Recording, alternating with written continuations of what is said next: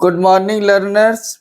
आइए हम आज आपके प्रेस्क्राइब्ड कोर्स की एक पोयम बाय जॉन कीट्स की एक poem a thing of beauty, इसकी हम बात करते हैं। अ thing of beauty grade second के आपके इस कोर्स में है। इस पोयम में सबसे पहले हम बात करेंगे पोइट, फिर पोयम और इसके जॉनर, इसके थीम, मैसेज और फिर हम टेक्सुअल लाइन टू लाइन बात करेंगे। आपको बेसिक इंफॉर्मेशंस का बहुत सपोर्ट बहुत नेसेसरी है। हम ज़्यादा डिटेल बहुत डीप रिलेटिंग टू पोइट और रिलेटिंग टू पोएम तो नहीं जाएंगे, क्योंकि हमारे पास अब आपका बहुत शॉर्ट टाइम है और उसमें बहुत एसेंशियल इंफॉर्मेशंस के साथ हम आपको इस पोएम को डिस्कस करेंगे। तो लीजिए, सबसे पहले हम बात करते हैं पोइट जॉन कीट्स की। यदि बात करें तो पोइट का जन्म 1795 इन लंदन हुआ और 1821 इन रोम इसकी डेथ हो गई। आपको यहाँ ये लिखे जाने का एक कारण है, एग्जैक्ट आपका कैलकुलेटेड डेट लिखकर मैं क्लियर करना चाह रहे हैं बात। जनरली लिटरेचर में ये बात आती है कि जॉन कीट्स 26 ईयर एज में मृत्यु हो गई। अब ये हमें जनरली लिटरेचर में पूछा जाता है बहुत सी बार कि आपको 4 ऑप्शन दे दिए, यंगेस्ट वन, या आपको वर्ष दे दिए 26 वर्ष की उम्र में मरा या 25 वर्ष की उम्र में मरा, ऐसे पोइट का नाम। तो जनरली इसलिए जरूरी है, यदि आपका इस पर्पज से, कॉम्पिटिटिव पर्पज से आपका ये पूछा जाए तो आंसर रहेगा 25 ईयर्स। अब वो इंफॉर्मेशन जो 26 है उसका कारण ये है क्योंकि यदि हम इसके अकॉर्डिंग इसका पूरा यदि निकालते हैं तो क्या बनता है, ये 25 ईयर्स एंड 4 मंथ। तो कवि की डेथ हुई तो वो अपने 26 ईयर्स एज में चल रहा था। तो बहुत सी बार हिस्टोरियंस इस तरह से, लेकिन आपका आरपीएससी और कॉम्पिटिटिव पर्पज से ये है कि ये 25 साल की उम्र में इसकी डेथ हो गई, ये ध्यान रखना। ओके, हम इससे रिलेटेड बहुत बेसिक बातों को बात कर रहे हैं। ओके, और आपको ध्यान रहे ये इंफॉर्मेशन से ही सीधा सीधा क्वेश्चंस बनती है, इनका बहुत ध्यान रखिए। हमने उसी तरह से इंफॉर्मेशन आपके साथ डिस्कस करने के लिए ये इंफॉर्मेशन से ली है। देखिए, belongs to John Keats romanticism को बिलोंग करता है, मीन्स रोमांटिक पोइट है। अब ये बात भी क्लियर हो जाए कि जो रोमांटिक जो पीरियड था, इस रोमांटिक पीरियड के 2 फेज हैं, मीन्स 2 फेजेस में इसको माना गया है। और इसके 2 जो फेज है रोमांटिक के, 2 फेज, कितने? 2 फेज माने गए। फर्स्ट फेज क्वेश्चन आपका कॉम्पिटिटिव पर्पज से पूछा जाता, भाई फर्स्ट जो फेज है उसके पोइट्स कौन है और सेकंड फेज के कौन है। रोमांटिक पीरियड का the youngest one and last one, ये लाइन आप ध्यान रखेंगे। कौन है? John Keats. लेकिन हम यहां बात करें तो आप देखें, इसमें आपका रोमांटिक जो फेज है, ये फर्स्ट जो फेज है इसका, उसके पोइट्स आपका William Wordsworth, Samuel Taylor Coleridge and Robert Southey, ये आपके फर्स्ट फेज के पोइट्स। तो आपके पास इंफॉर्मेशन और ही सीधी कि रोमांटिक जो पीरियड है 2 फेज में बटा और उसका फर्स्ट फेज के पोइट्स कौन है। इसी तरह से हम यदि इसकी बात करते हैं, किसकी? हमारे जॉन कीट्स की बात करते हैं, तो इस फेज में, सेकंड फेज में, John Keats belong to romantic second phase number 1। और नंबर 2, इस फेज के पोइट्स कौन कौन है, ये भी आपको ध्यान होना चाहिए। तो इस फेज के जो पोइट्स है उनको हम यहाँ ले सकते हो सेकंड फेज में। एक तो आपका बायरन है, दूसरा आपका शैली, और थर्ड वन तो आपका कीट्स है ही सही। ये आपका सेकंड फेज। फर्स्ट फेज है year clear. Okay, informative and competitive purposes exam related questions. These information essential information relating directly to the exam questions. Okay, एक बात क्लियर करते हैं, span of romantic as. Romantic जो as है, ये question बहुत minor question है and repeatedly asked in exams. क्या कि ये एज कहां से कहां तक था, 1798 टू 1832। और आपको ध्यान आ रहा होगा क्या, ये यहां से इसका जो मेजरमेंट है वो यही से माना जाता है with the publication of lyrical ballads. Lyrical ballad जो है उसके पब्लिकेशन, प्रकाशन के साथ ही माना जाता। और ये तो याद है ना, lyrical ballad by William Wordsworth. अब हम बात करते हैं कि इस पोइट की जो डेथ हुई, डेथ कहाँ हुई, ध्यान रखना, रोम में। जन्मा का लंदन में।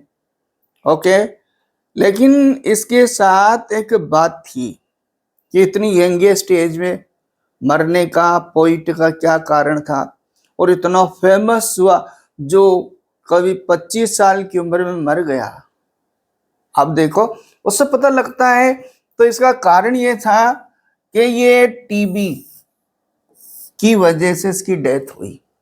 ऐसा कवि जिसकी मृत्यु टीबी से हुई, उसका नाम जॉन कीट्स। कहाँ हुई, रोम में हुई। TB, tuberculosis.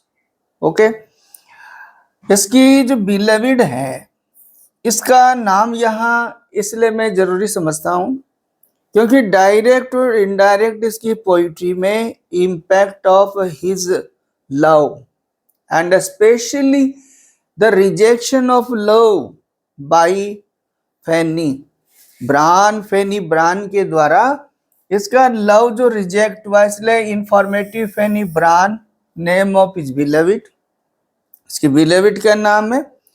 और क्यों इसको रिजेक्ट कर दिया गया, ये इंगेज्ड हो गए थे लेकिन बाद में जाकर इसका प्यार फैनी के द्वारा रिजेक्ट कर दिया। उसके 2 कारण थे।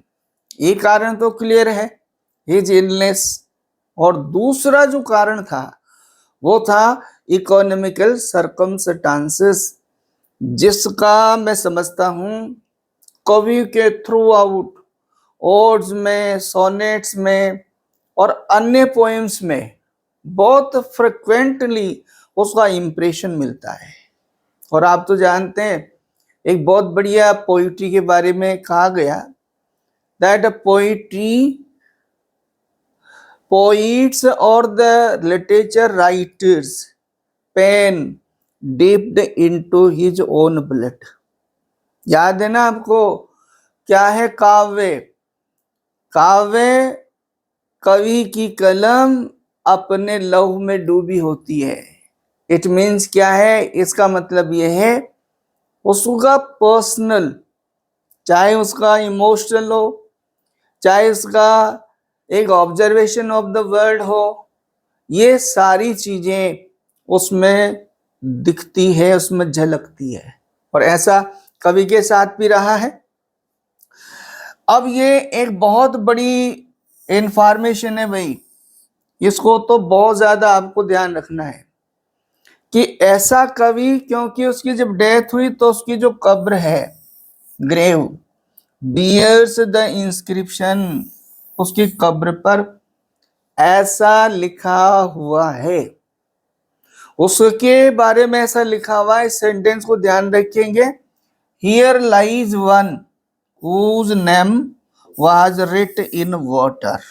ये क्वेश्चन आप देख लीजिए, आइदर आप फर्स्ट ग्रेड और सेकंड ग्रेड और नेट सेट और हाई एकेडमिक और कॉम्पिटिटिव पर्पस के एग्जाम, लेकिन ये लाइन जनरली पूछी जाती है।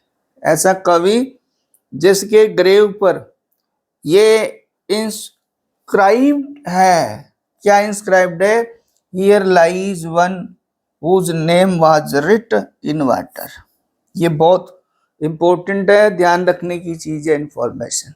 ओके, अब आप देखो, यदि हम इससे रिलेटेड बात करते हैं कि इसने क्या क्या लिखा, तो कवि ने ओड्स लिखे और ओड्स के लिए बहुत ज्यादा जाना जाता है।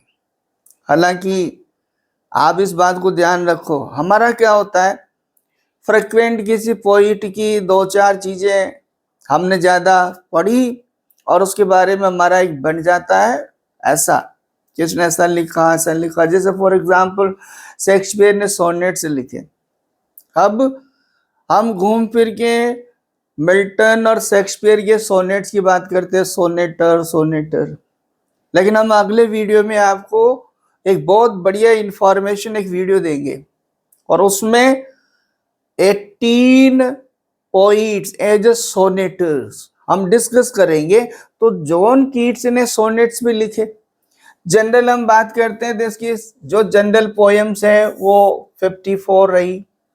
इसके ओड्स कितने रहे? ग्रेट ओड्स बहुत से लिखे, लेकिन एक ग्रेट ओड्स जो 1819 नाम से ये 6, या यूं कह लो आप फेमस ओड्स, नाइटिंगेल है, ओड टू ऑटम है, ओड टू साइके है, ओड ऑन ग्रेशियन अर्न है, ये इस तरह के रहे बहुत सारे आपके। और सोनेट्स देखो आप कितने, 64 सोनेट्स लिखे इसने। कभी यदि आ जाता है ऐसा क्वेश्चन, 4 ऑप्शन में ऐसा दिया कि सोनेटर है, सोनेटर नहीं है, तो जॉन कीट्स के बारे में भी आप ये रखें कि वो सोनेटर है। इसकी एक पोयम रही है एपिक पोयम, 2 एपिक पोयम है, चूंकि ये इंपॉर्टेंट है। हमारी प्रेजेंट पोयम जिसको हम डिस्कस करेंगे जो आपके कोर्स में है, अ थिंग ऑफ ब्यूटी, वो पोयम हम पोयम के रेफर में बात करेंगे तो एंडीमियन टाइटल जो था, और ये आपकी एपिक पोयम है। इसमें से ही हमारी अ थिंग ऑफ ब्यूटी एक्सट्रैक्ट की गई पार्ट है, एक्सट्रैक्ट पार्ट है। और आई फाइंड ये एक और है, और इसमें विशेष बात है अनफिनिश्ड। यदि आपसे कहा जाए क्या जॉन कीट्स एपिक राइटर है? यस। कितने लिखे? 2। क्या क्या नाम है? ये। और यदि ये क्वेश्चन आए अनफिनिश्ड, तो अनफिनिश्ड ये आपका है। क्या नरेटिव पोएम्स इसने कितनी लिखी है आपकी? ये 3 लिखी नरेटिव पोएम्स। अब सबसे बड़ी बात, मैं बार बार ये बात आपसे डिस्कस करता हूं, हमेशा ध्यान रखो, यदि किसी राइटर को, किसी पोएट को बहुत अच्छी तरह से उसकी पोएम्स और उसकी राइटिंग को समझना हो तो क्या करना होगा? उसका जो बेसिक है, उसके बेसिक कंसेप्ट्स हैं, उसकी आउटस्टैंडिंग कैरेक्टरिस्टिक्स है, इनको बहुत बारीकी से समझना पड़ेगा। तभी तो हम उसकी पोएम्स की इमेजिनेशंस है, आइडियोलॉजीज है, थीम्स है, उन सब चीजों को हम समझ पाएंगे। इसलिए बहुत नटसेल में हम एक इशारे में बात कर रहे हैं कि लिटरेरी कैरेक्टरिस्टिक्स क्या क्या है उसकी। जॉन कीट्स के पोइट के रूप में, एज ए पोइट के रूप में उसकी आउटस्टैंडिंग कैरेक्टरिस्टिक्स क्या क्या है? तो सेंसुअसनेस, ये एक कवि ऐसा है जॉन कीट्स जो सेंसुअसनेस के लिए स्पेशली जाना जाता है। और सेंसुअसनेस से क्या मतलब है? मीन्स फिजिकली ह्यूमन बॉडी, जिसके बारे में आपका फिलोसॉफिकल कंसेप्ट है, और हमारी हिंदू आइडियोलॉजी में 5 एलिमेंट्स, उन पर कवि अपनी कविताओं में उससे रिलेटेड सीधा सीधा सेंसों से मतलब है, जैसे हमारे सेंसेस कौन से, जैसे आपका ईयर है, नॉस्ट्रिल्स है, आपका फिजिक है, जिसमें हम आगे जाकर इमेजिनेशन में समझेंगे कि इमेजिनेशन से कितने प्रकार से होती है। सेंसेस मीन्स जो हम सेंस के माध्यम से जिन चीजों को महसूस करते हैं, शरीर के माध्यम से जिन चीजों को महसूस करते हैं, ये बहुत बड़ा इसका आपका कैरेक्टरिस्टिक है। इमेजिनेशन आप समझ गए। इसकी जो पोइट्री क्या है, poetry it is self an image and the product of the poets mind, nothing else. कवि के मस्तिष्क का जो विचार है, उसका जो कल्पना, जो शिल्प है, वही तो कविता है, जिसको वो नीटिंग करता है as embroidering work with the help of the ideas and the words and linguistically structures and other approaches। तो वो बात हमें ध्यान रखेंगे। इमेजिनेशंस इसकी पोएम्स में मिलेगी, जैसे हमारी अ थिंग ऑफ ब्यूटी में आप जब लाइंस पढ़ेंगे तो आपको ये बात को रिलेट होगी। आपको याद है ना कितनी, जैसे आपके पास इमेजिनेशन से मुख्य रूप से ये जो काम करता है, ये 3 आपके पास मिलेगी। क्या आपका एक तो ये होगी, और आपकी सेकंड कौन सी होगी, ऑडिटरी होगी। ऑडिटरी आपकी सेकंड कौन सी हो जाएगी, ऑडिटरी। ऑडिटरी। और आपकी थर्ड कौन सी हो जाएगी, थर्ड एक तो ऑफैक्टरी, एक ऑडिटरी, और एक आपका विजुअल। ये मुख्य रूप से आपकी चलेगी विजुअल। ओके, ध्यान रहेगा। विजुअल रिलेटेड किससे है, ईयर से। ऑडिटरी किस विजुअल किससे है, विजुअल आपकी है किससे रिलेटेड है, विजुअल आपकी है, विजुअल तो है आपकी आईज से, आंखों से, और ऑडिटरी किससे है, ईयर से।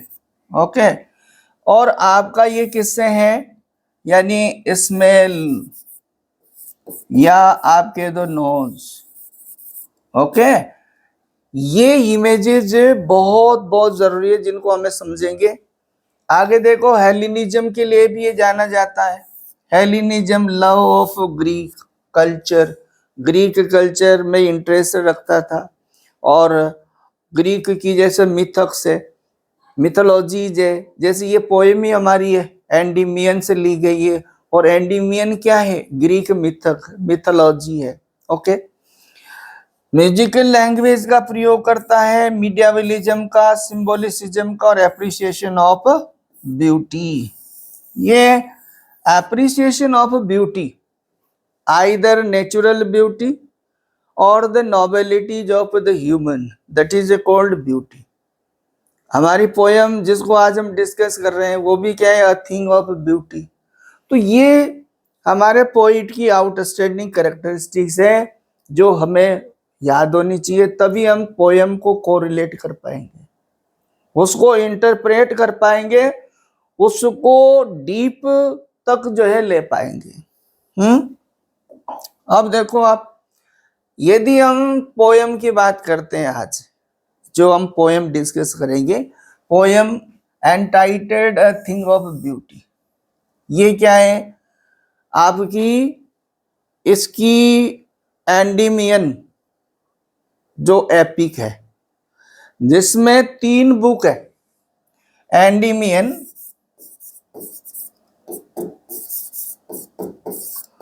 एंडीमियन में 3 बुक है भाई। कितनी बुक है,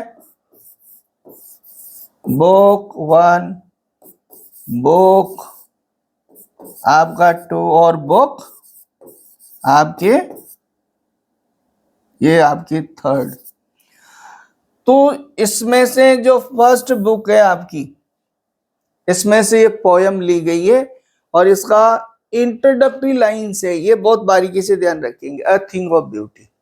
ये आ रहा ना आपका, except from Keats poem Endymion और अ पोइटिक रोमांस 1818। इसका अल्टरनेटिव टाइटल भी आपसे पूछा जा सकता है, और उस अल्टरनेटिव टाइटल के बारे में बहुत सावधानी रखें। क्या है ओरिजिनली, क्या है एंडीमियन। एंडीमियन को अल्टरनेटिव लिया आप अ पोइटिक रोमांस। और ये कब, ये कविता यदि हमसे पूछा जाता है थिंग ऑफ ब्यूटी, क्योंकि देखो अ थिंग ऑफ ब्यूटी एक सेपरेट पोएम नहीं है। ओके, ये क्या है, एंडीमियन अ पोइटिक रोमांस 1818 नाम की जो एपिक जो फर्स्ट बुक है उसकी, उसका इंट्रोडक्टरी पार्ट है, जिसकी आपके 21 लाइंस कवि ने या हमारे कोर्स में दी गई है, ये ध्यान रखेंगे। ये based on Greek legend, Greek legend पर ये बेस्ड है, जिसमें क्या होता है कि in which beautiful young shepherd and poet who lived on Mount Latmos, ये ध्यान रखना, जिसमें एक शेफर्ड जो कवि भी था, ओके, यहां माउंट लेटमॉस पे रहता था, had a vision of Cynthia, Cynthia का उस सपनों में उसको देखता, कोने द मून ऑफ गोडेस, ये ध्यान रखना है, उस पर ये बेस्ड है लीजेंड, और उसके ही बारे में लिखा गया है। अब ये यदि हम बात करें, उसने क्या किया, यानी the enchanted youth resolve to seek her. अब उसको जब सपना आया, लीजेंड, लीजेंड में बताया गया है, तो उसे तलाश में निकल जाता है, wandered away through the forest and down under the sea, और उसको तलाश करते हुए समंदर में वो पहुंच जाता है। ये लीजेंड है, मीन्स हमें तो ध्यान रखना है कि लीजेंड पर बेस्ड है। ओके, चलो हम यदि इसके पब्लिकेशन की बात कर रहे हैं तो ये तो सीधा है सी, क्योंकि वो एंडीमियन का प्रकाशन 1818 में हुआ, और ये उसमें से एक्सट्रैक्ट है, उसमें से एक्सर्प्ट है, तो फिर सीधा हुआ कि ये कविता कब प्रकाशित हुई, 1818 में। अब हम पोयम से बात करते हैं, तो ये जो पोयम है हमारे पास, ये क्या है, written in rhymed couplets, rhymed couplet में लिखी गई है। और राइम्ड कपलेट, अभी हम टेक्स्ट को लेके जब बात करेंगे, कपलेट जो कि आगे जाके हेरोइक कपलेट भी हम उसको बोल सकते हैं, ये है आपका कपलेट। ओके, और राइम्ड से क्या मतलब है, ये आपके 2 लाइन का जो कपलेट है उसमें उसकी बात पूरी हो जाए, उसकी राइम एक जैसे आए, जैसे ए उसकी आएगी। ओके, तो एक तो ये क्या कहला दिया आपका, राइम्ड कपलेट। अब ये यहाँ अपना जो थीम है, अपना जो बात है, अपनी जो विचार है, पहली लाइन से स्टार्ट होकर यहाँ खत्म हो जाते, कंप्लीट हो जाता। तो ये आपका राइम्ड कपलेट किसमें लिखा गया है, आयमिक पेंटामीटर में। आयमिक पेंटामीटर हमने बहुत सारी पोएम्स में मैंने लाइंस को ऑपरेट करके भी आपको डिस्कस किया, और वो क्लियर है। इतना लिटरेचर हम पढ़ रहे हैं तो हमें ध्यान है कि आयमिक पेंटामीटर क्या है। पोयम, ये बात ध्यान रखने की, dedicated to the late poet Thomas Chatterton, ये ध्यान रखेंगे। कवि का परिचित एक कवि था जिसका नाम क्या था, थॉमस चैटरटन, ये था। और ऐसा डॉक्यूमेंट्री मिलता है कि इसकी 17 वर्ष की उम्र में इसकी डेथ हो गई। डॉक्यूमेंट्री तो ये कहा जाता है ही कमिटेड सुसाइड। ओके, लेकिन बात महत्वपूर्ण ये है कि ये किसको डेडिकेटेड है, तो ये थॉमस चैटरटन को डेडिकेटेड है। कौन था ये पोइट था, पेंटर था। उसे कहा जाता है यदि वो और जिंदा रहता तो एक बेहतरीन द बेस्ट वन पोइट के रूप में वो पोइट्री में या लिटरेचर में प्रूव करता। इसको इसने बेसिकली जो है इसको डेडिकेट किया है। Endymion by Keats first publish in 1818 by ये आपका टेलर और एजरी के द्वारा फ्लीट स्ट्रीट इन लंदन में प्रकाशित की गई। ये बेसिक इंफॉर्मेशन है। अब यदि हम बात करें तो इस पोयम में चूंकि ये एक्सर्ट पार्ट है तो 21 लाइन्स है। ओके, ये बात होगी। राइम्ड कपलेट्स है। ओके, इसको हम पढ़ने के हिसाब से जैसे कि ये 12th क्लास के कोर्स में भी दी गई है और हमारे ग्रेड 2 में भी दी है, तो पढ़ने पढ़ाने के हिसाब से इसका थीमेटिक बेस पे हम बात करें तो उसके स्टेंजाज जो है वो स्टेंजाज है आपके 4 बन जाएंगे। ओके, हम देखेंगे कितनी कितनी, चूंकि वहाँ एक आपकी उसके आइडिया के साथ वो कंप्लीट होती है जहाँ लाइंस, वो स्टेंजा में हम बांटते हैं। ओके, इसमें हमारे जैसे और भी लिटरेरी फिगर्स की बात करते हैं तो हम लाइंस में भी डिस्कस करेंगे, लेकिन हम आपको पहले हाईलाइट कर देते हैं। इसमें आपको एंजावमेंट मिलेगा, एंजावमेंट। इसमें आपका मेटाफर मिलेगा, मेटाफर। आपका एलिट्रेशन है, एलिट्रेशन। ओके, इसमें आपका एलिट्रेशन के साथ साथ इसमें आपको और जैसे पैराडॉक्स भी मिल सकता है, पैराडॉक्स, पैराडॉक्स का भी आपको मिलेगा। इसमें एंटीथीसिस भी आपको मिलेगा, एंटीथीसिस यू नो, और भी इस तरह के हम निकालेंगे। ओके, जैसे इसमें आपका एसोनेंस भी है लाइंस में, एसोनेंस। हम ये बात इसलिए कर रहे हैं क्योंकि बहुत सी बार हम जब एक्सप्लेनेशन लेते हैं लाइन टू लाइन, जब उसको करते हैं तो बहुत सी बार हम फ्लो में इन चीज़ों को इसलिए भी छोड़ देते हैं कि ये क्लियर है बच्चे को। ओके, आपको अब हम बात करते हैं कि इस पोएम पर आते हैं। इससे पहले देखो, अ thing of beauty is a joy for ever. ये जो लाइन है ये आपकी प्रोवर्बियल हो चुकी है और जॉन कीट्स की बहुत सारी जो पोएम्स है उसमें बहुत सारी लाइन्स की जो है प्रोवर्बियल है। जैसे आपने एक लाइन तो याद होगी, truth is beauty and beauty is truth. ऐसे ही ये लाइन जो है, a thing of beauty is a joy for ever, as a phrase और एज ए प्रोवर्बियल मानी जाती है।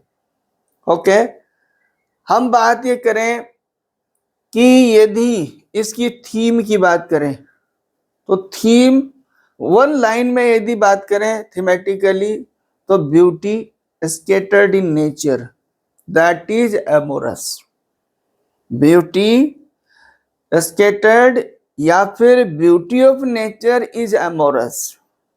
प्रकृति की जो सुंदरता है वो हम मानव के लिए, मनुष्य के लिए अमृत तुल्य है, अमृतदायिनी है।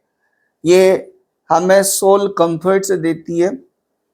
इसलिए मैसेज क्या है, as far as possible let us come in the lap of the nature and you know it is the slogan of the French Revolution that is followed by the romantics, especially William Wordsworth.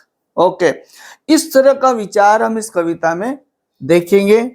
तो आइए हम बात करें अब। ये कविता हमें पूरा प्रकृति के बारे में, प्रकृति से हमें कैसे आनंद की प्राप्ति होती है, ये सारा उसी से रिलेटेड हम टेक्स्ट पे आते हैं। ओके, टेक्स्ट की बात करते हैं हम। टेक्स्ट की बात करेंगे तो हम लाइन टू लाइन लेने का वो करते हैं, यहीं से हम चलते हैं। ओके, क्या कह रहा poet? A thing of beauty is Joy for ever. सुंदर, सुंदर कोई भी वस्तु। अब यहां ब्यूटी से क्या मतलब है, पहले क्लियर करो आप। ब्यूटी एक तो नेचुरल ब्यूटी, नेचुरल ब्यूटी की बात ले लो।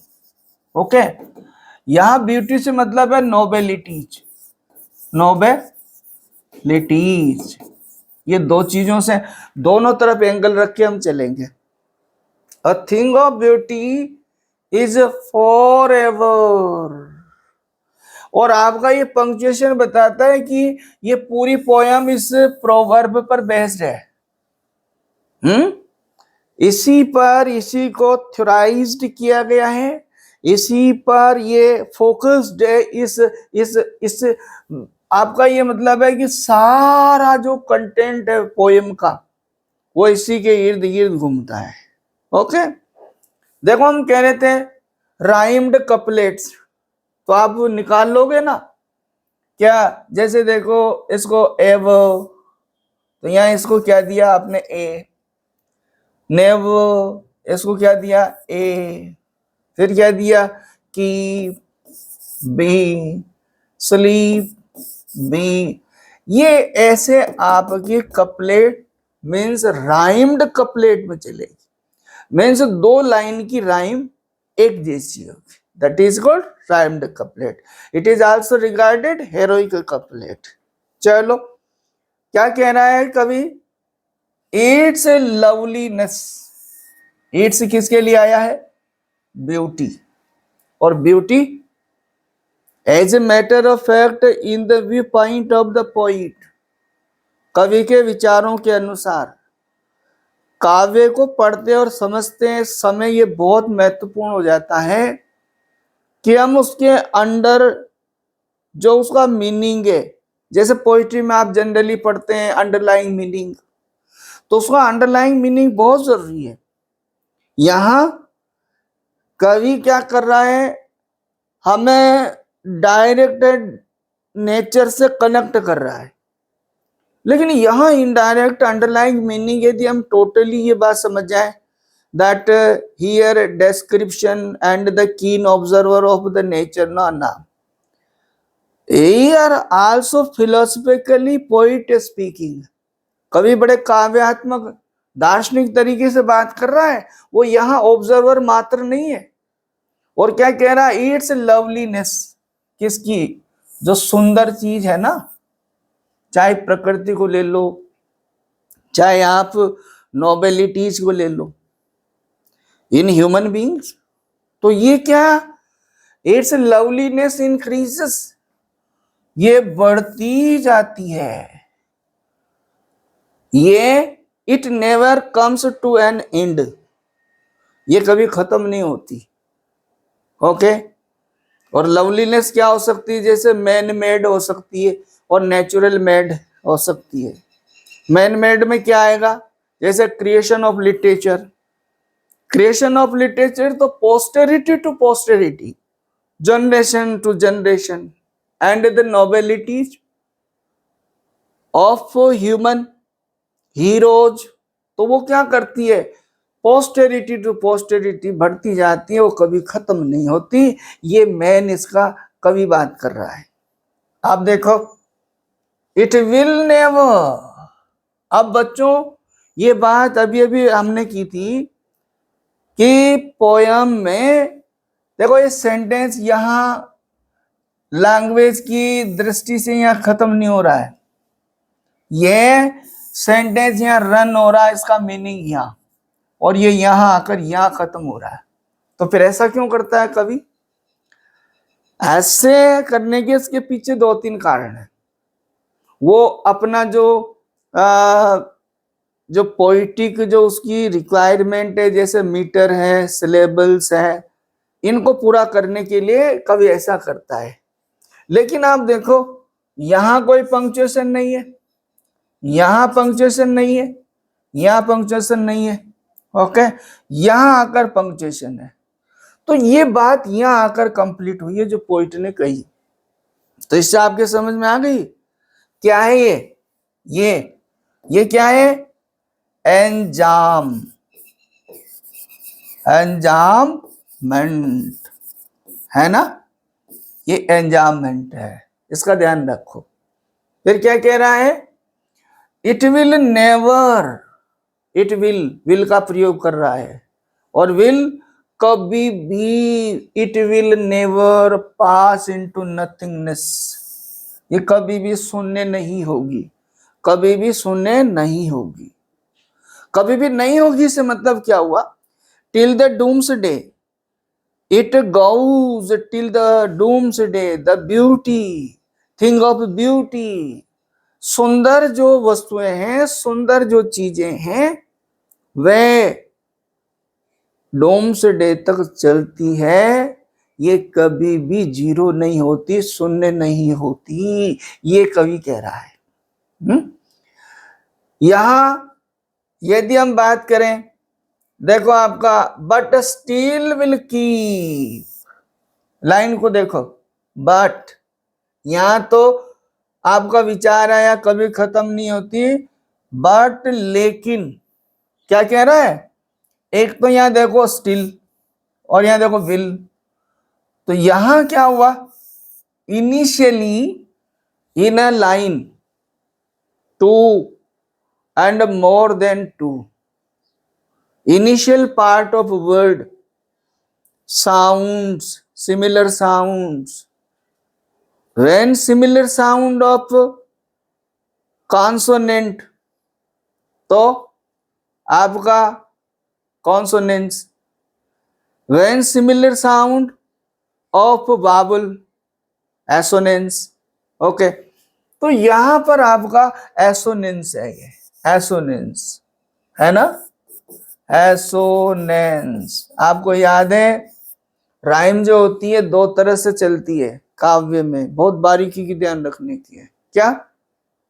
एक आपका चलता है एक्सटर्नल राइम, जो लाइन के एंड को हम जो राइम स्कीम निकालते हैं, और एक इंटरनल, लाइन के अंदर जो होगी वर्ड्स में वो इंटरनल। तो ये इंटरनल आपका है, but still will keep a bar quite for us। बार का मतलब है, आप इसको लेंगे तो क्लस्टर, या आप लेंगे इसको तो शेड। हमारे लिए, बल्कि हमारे लिए क्या है? ये एक क्लस्टर है, छाऊ है। मीन्स अब क्लस्टर और छाऊ से मतलब क्या है? प्रोटेक्टिव। हमारे लिए ये प्रोटेक्टिव, क्वाइट फॉर अस। अस किसके लिए आया बच्चों? किसके लिए आ रहा है? वर्ड, संसार के लिए। क्या कह रहा है? And a slip full of sweet dreams. और हम क्या करते हैं? A slip, sweet of dreams, मधुर सपनों के साथ हम आराम करते हैं, नींद लेते हैं। That means if we means people in the lap of nature, in the association of nature. अब इसके पीछे एक और चीज है, रोमांटिक जो पीरियड है उसमें कंटेम्परेरी एरा को पोइट इनडायरेक्टली रिफ्लेक्ट करके बात कर रहा है। क्या रिफ्लेक्ट करके बात कर रहा है? ये है materialistic word, materialistic word, contemporary people were after materialistic word. और आपको याद है रोमांटिक पोइट्स ने अलग अलग तरीके से, विलियम वर्ड्सवर्थ ने the word is too much with us, उसमें कहा ना ये सुंदर जो प्रकृति जो हमारी है, हमारे पास इसे निहारने का समय नहीं है। तो ये सटायरिकल आयरोनिकल है। क्या कह रहा है कवि? प्रकृति हमारे मधुर सपनों का क्या है? सिंहासन है, बार, या हमारा क्या है? Protective means place of living है, and health and quiet breathing. आप समझो, एक तो जब मधुर सपने तो क्या है? हेल्थ। मटेरियलिस्टिक वर्ड्स जो पीपल है उन्होंने अपना स्वास्थ्य खो दिया after money minded people have lost their health, and health is essential requirement to be happy. और ये कह रहा है ना, एंड क्वाइट ब्रीदिंग, आराम से सांस लेने से मतलब आराम से जीना। यदि हम प्रकृति की गोद में हैं, वहां आपके उसमें थॉमस ग्रे ने तो कहा मेडिंग क्राउड, हम संसार के लोग क्या हो गए? मेडिंग क्राउड, पगलाई भीड़ की तरह है। और इस स्टेंजा में कवि ने जो बात कही, लिटरल आपका line to line word to word जब हम बात कर रहे हैं तो समझ में आया होगा कि अ thing of beauty is a joy for ever. खुशी है हमेशा हमेशा की, और वो कभी खत्म नहीं होती। ये चाहे आपका nobility based in human being हो, या फिर हम नेचर हर्बल वर्ड प्रकृति की बात करें। वर्ड्सवर्थ ने तो कहा ना, क्या कहा? नेचर के बारे में कहा, यदि हम एसोसिएशन ऑफ नेचर रखते हैं, that it's enough to have soul pleasure. क्या कह रहा हूं? God reflects in nature and nature reflects in God. वही बात यहां हो रही है। ओके, आगे देखो। देयरफॉर, इसलिए, किस लिए? ऊपर जो फर्स्ट स्टेंजा में जो बात आई, therefore on every morrow morning the following day, ये कह रहा है क्या? Therefore, इसलिए on every morrow are we reading। अब ये तो आप समझ रहे हैं ना, जैसे आप देखेंगे तो ये इधर होना चाहिए, ये इधर होना चाहिए। ये क्या कहलाता है? वर्जन, आपका वर्सिफिकेशन इन पोइट्री। और वर्सिफिकेशन ऑफ पोइट्री से क्या मतलब है? कवि को जब उसके काव्य मीन्स पोइट्री रिक्वायरमेंट के अकॉर्डिंग यदि शब्दों को इधर उधर करना पड़े, जैसे देखो ना आपको यहाँ दिख रहा है वी आर ब्रीदिंग, ऐसे बोलते हैं हम। रीडिंग और क्या? A flowery band to bind us to the earth. और हम क्या करते हैं? सपने बुनते हैं। फ्लावरी बैंड, क्या? फूलों की, यदि ट्रांसलेशन वर्ड के अकॉर्डिंग करें, फूलों की माला। मीन्स सपने गुथते हैं। जब हम स्वस्थ होंगे, प्रकृति की गोद में होंगे और शांत होंगे। यहां से शांत। कंटेम्परेरी पीपल क्या है? अशांत है। और आवश्यकता क्या है? सबसे पहले at heart we should be quiet. Okay, and जब ऐसा होगा तो हम सपने बुनते हैं। यहां देखो आपका बैंड और बाइंड दोनों है ना। क्या हो गया आपके पास? एलिट्रेशन। क्या हो गया? Alliteration, band to bind us to the earth, है ना। धरती पर, इस संसार में, स्पाइट ऑफ डेस्पोंडेंस आपका हो रहा है। स्पाइट ऑफ डेस्पोंडेंस, बजाय, डेस्पोंडेंस मीन्स आपका निराशा, हताशा। जनरली संसार के जो लोग हैं संसार के बहुत सारी बातों को लेकर, means in the eyes of the world achievement, Prestige, post, इनको लेकर हम जनरली, क्योंकि हमारा अमरता पाने का सोच नहीं है, और उसको लेकर जो लोग हताश होते हैं, despondence, in spite of despondence of the inhuman dearth.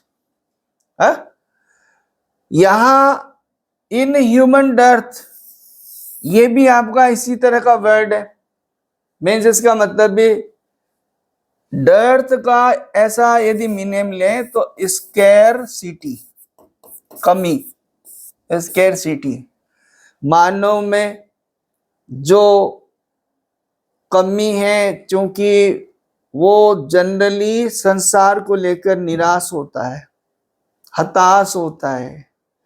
तो क्या होगा, यदि हम प्रकृति की गोद में होंगे, यदि हम नोबिलिटी रखेंगे, यदि हम ऐसे जब स्वस्थ होंगे, प्रकृति की गोद में होंगे, तो सपने बुनेंगे, तो हमारा क्या, निराशा भी क्या हो जाएगी, ऑफ नोबल नेचर्स। ये आपका वर्ड आ गया, नोबल नेचर्स।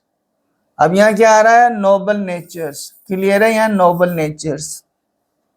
ध्यान रहे, केवल आपका वर्ड नेचर के लिए आया होता, प्रकृति, तो क्या होता, पहली बात तो कैपिटलाइज्ड होता, और दूसरी बात क्या होता, केवल सिंगुलर होता। यहां क्या कह रहा, नेचर्स। तो हमने यहां क्लियर किया ना सबसे पहले कि यहां आपका the thing of beauty, beauty से मतलब है एक तो glory scattered in nature and nobilities of the human being, जो मनुष्य निराश हो जाते हैं, जिनमें नोबेलिटीज की कमी ऑफ द ग्लूमी डेज। यहां आपका ग्लूमी डेज, ग्लूमी डेज कौन से, बात वही आ रही ऑफ द ग्लूमी डेज। अब इसका बहुत सारी बातें हैं, लेकिन हम केवल इसको वर्ड टू वर्ड करने के पर्पज से और आपके एग्जाम पर्पज से, अदरवाइज इसमें क्या है, impression of his love rejection and relating to the word, वो सारी बातें हैं। क्या कह रहा है, ग्लूमी डेज से मतलब है होपलेसनेस, निराशा का जो पीरियड, निराशा के दिन, of all unhealthy and over darkened ways. Unhealthy, संसार में क्या है, लोग रुग्ण है, और over darkened ways, darkened ways, जहां मनुष्य संसार के पीछे चल के अपना जो ओरिजिन, जो वे है, उसे वो मिस कर देता है। Means as a human, the origin way as a human is to be healthy and to be happier, and how can we, कैसे हो सकता है, having the company of nature, having or possessing the nobilities in the lap of nature with the sweet dreams, these may out darkened day wage made for our searching, जो हम तलाश रहे हैं, yes in spite of all. और यहां ऐसा dialogue जैसे कवि ही आंसर दे रहा हो, यस आया, yes in spite of all, इन सब के अलावा, out of these some shape of beauty moves away the pall from our dark spirits. यदि हम ये जानते हैं source of nature, we are lover of nature, तो क्या होगा, yes in spite of all, ये सारा जो निराशा है, ये आपके ग्लूमी डेज, ये सर्कमस्टांसेस ऑफ द वर्ल्ड जो होपलेस करती है, स्वास्थ्य खराब स्वास्थ्य है, ये सारी जो चीजें हैं वो क्या होगी, स्पाइट ऑफ, इनके अलावा some shape of beauty moves away the pall from our dark spirits. Paul, एक तो ये आया, सिंपल मीनिंग तो क्या होगा, कवर, ओके। लेकिन पॉल से यहां मतलब है, मेन से इमेजिनेटिव बात करें हम तो पॉल से मतलब है हमारे मस्तिष्क में छाई निराशा, यहां उससे मतलब है, आया ना डार्क स्पिरिट्स। तो पॉल, हम कभी कभी निराशा में, मीन्स निराशा के बादल हमें घेर लेते हैं। या देखो आप, सम शेप ऑफ ब्यूटी, आपका सम है, शेप है, तो एलिट्रेशन आपको नजर आ रहा है। ओके। इस पोयम में आपको ध्यान रहे, हम टाइम के उसको ध्यान रखते हुए थोड़ा स्पीडली ले रहे हैं। आप ध्यान रखना, इसका prominent figure in this poem metaphor, इस कविता में जो फ्रिक्वेंट यूज हुआ है वो कौन है, वो है आपका metaphor, from our dark spirits. Dark spirits कौन सा, स्पिरिट्स मीन्स हमारी क्या, आत्मा, मीन्स डार्क कैसे कहा उसको, dark spirits, dark spirits means निराशा, होपलेसनेस संसार में, तो वो सब हमारी in the lap of beauty हमारी चली जाती है। अगला देखो आप, अब वो गिनाता है हमें सच द सन, कौन कौन से ऑब्जेक्ट्स नेचर के वो गिना रहा है, सच द सन। फिर आपका एलिट्रेशन पर्पज है, सन एक गिनाया प्रकृति के, द मून नंबर 2 आपका, ट्रीज आपके number 3, old and young, trees कौन से, means newly plants and old, sprouting a shady boon, यहां आपका बून ब्लेसिंग, ये सब खिलते हैं, स्प्राउटी से मतलब है नई कोपले, मीन्स पल्लवन, नया सृजन होता है इनमें, और वो क्या करता है हमें, वो ऑप्टिमिस्टिक बनाता है, वो हमें क्या करता है, प्रकृति की ये सब चीजें, the sun, the moon, trees, old and young, sprouting, क्या करते हैं ये हमें, शेडी बून, शेडी से यहां मतलब प्रोटेक्टिव, प्रोटेक्टिव, हमें क्या करते हैं, हमें आशीर्वाद देते हैं, आशीष देते हैं। निराश व्यक्ति यदि प्रकृति की गोद में चारों तरफ फैली खूबसूरती, उसे क्या करती है, उसे निराशा से निकालकर आशा की ओर अग्रसर करती है, ये कह रहा। फॉर सिंपल सीप, यहां बच्चों एलिट्रेशन बार बार हो रहा था, आपको समझ आ रहा, सिंपल सीप, इसको हम बात करेंगे। सीप, सीप मीन्स ऐसे लोग है तो भेड़, लेकिन सिंपल यहां से मतलब है, सिंपल से मतलब इनोसेंट, इनोसेंट। और बाइबल में सीप किसको कहा, मैन, कौन सा, आपका जीसस को तो क्या कहा, जीसस शेफर्ड, और मैन को क्या कहा, मैन शीप, सीप, और वो सीप कौन सा, सिंपल सीप, यानी इनोसेंट सिंपल सीप।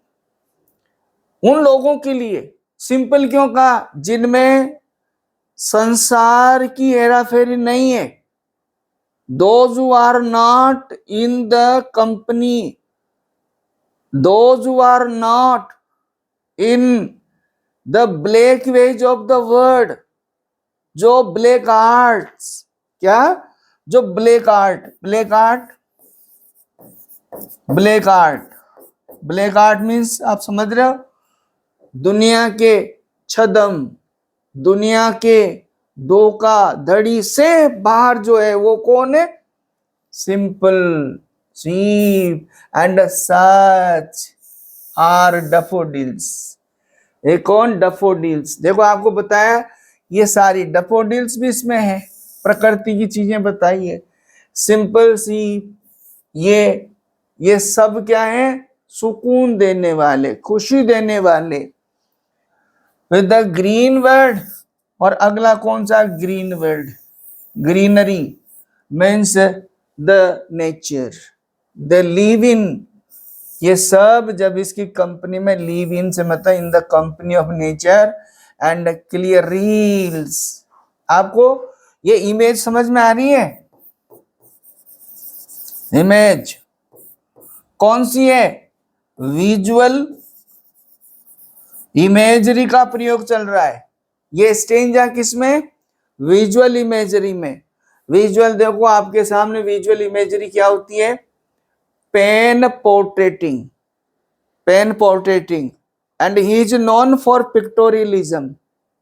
आपका इमेज, विजुअल इमेज क्या कहलाती है? पिक्टोरियलिज्म। जब कवि अपने शब्दों के कलम के माध्यम से आपके श्रोता को वहां तक मानसिक तरीके से ले जाए उसके मस्तिष्क में, that is called visual image. Okay, visual image के माध्यम क्लियर रील्स, रील्स मीन्स रिवुलेट्स, छोटी नदियां। आप ध्यान दो, आपके सामने ऐसा लग रहा है जैसे तो कवि जैसे बात कर रहा है। गार्डन है, प्रकृति है, फूल खिल रहे हैं, नए पुराने पौधे, कोपलें आ रही है, झुरमुट है, उसके नीचे यदि एक व्यक्ति, फॉर एग्जाम्पल यहाँ यदि कवि बैठा है, उसके मस्तिष्क में नए नए विचार आ रहे हैं। क्यों? क्योंकि कविता क्या है? Recollected in tranquillity. वर्ड्सवर्थ ने डिफाइन किया है ना पोइट्री को। तो देखो, तो ऐसे ही सत्विचार है, reels that for themselves a cooling covert में क्या करते हैं? कंफर्ट करते हैं। आप इसका सारे का, जैसे आपका कूलिंग है, कवर्ट है, क्या है ये? एसोनेंस है। दैट फॉर देमसेल्व्स, ये स्वयं क्या करते हैं? यहाँ क्या यूज हो रहा है? मेटाफर का यूज हो रहा है। कौन? मनुष्य कूल करता है, शांत कौन करता है? मनुष्य। तो नेचर को ऐसा बताया जा रहा है, नेचर के जो ऑब्जेक्ट्स हैं इनको ऐसा बताया जा रहा है जैसे ह्यूमन बीइंग हो। ओके, आप देखो अगेंस्ट, ये वर्ड लिखने का तरीका, the hot season. Hot season से ये मतलब है, ऐसा तो वर्डली तो हम यहाँ पर बात करेंगे तो गर्मी, उष्मा में हमें क्या करते हैं? राहत देते हैं।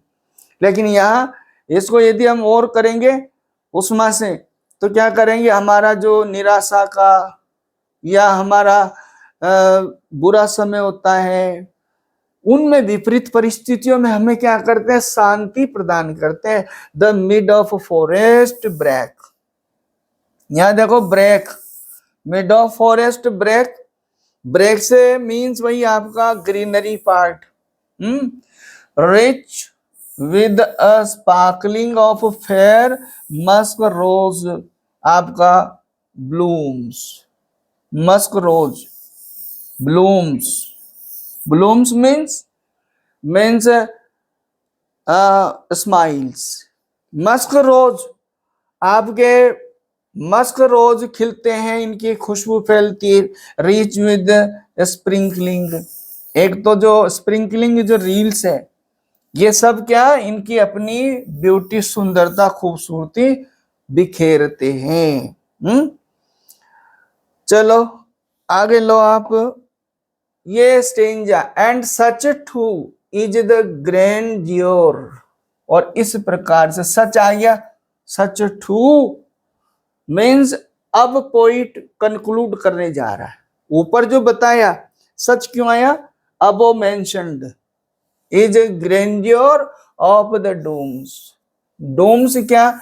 Last day, the judgment day, the judgment day. Judgment day जैसा बाइबल में कहा गया, वहां उस दिन तक के लिए ये खुशी देता है।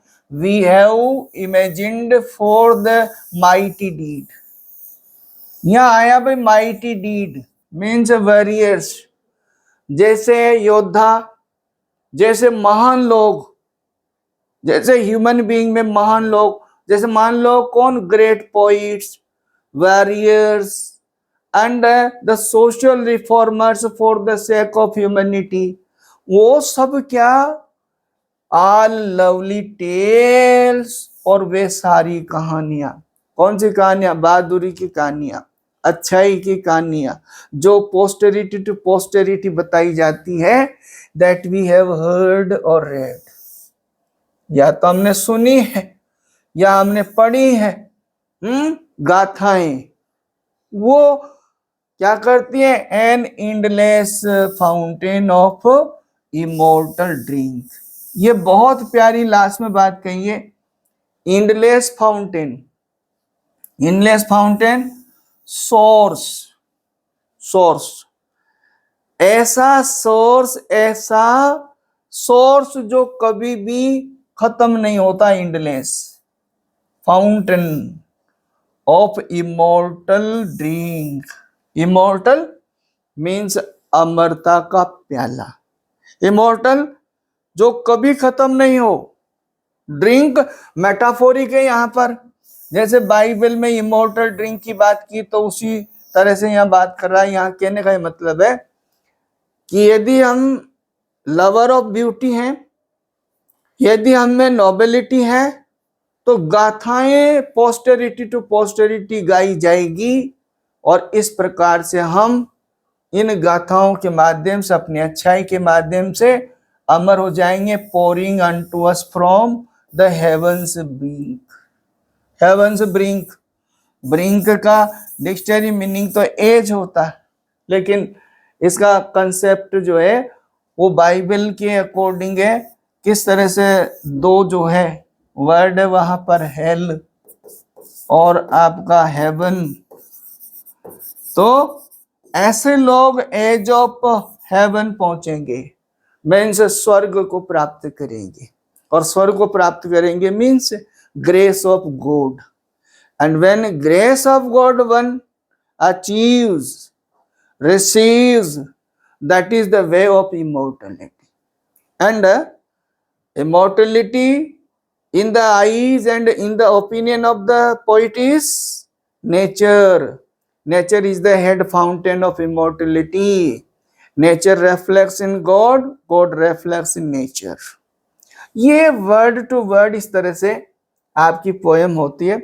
इसमें बहुत सारे वर्ड्स जो हमने इंट्रोडक्टिव पार्ट में भी आपको इशारा किया, आप निकालेंगे, और मुझे उम्मीद है कि आपको समझ आई होगी।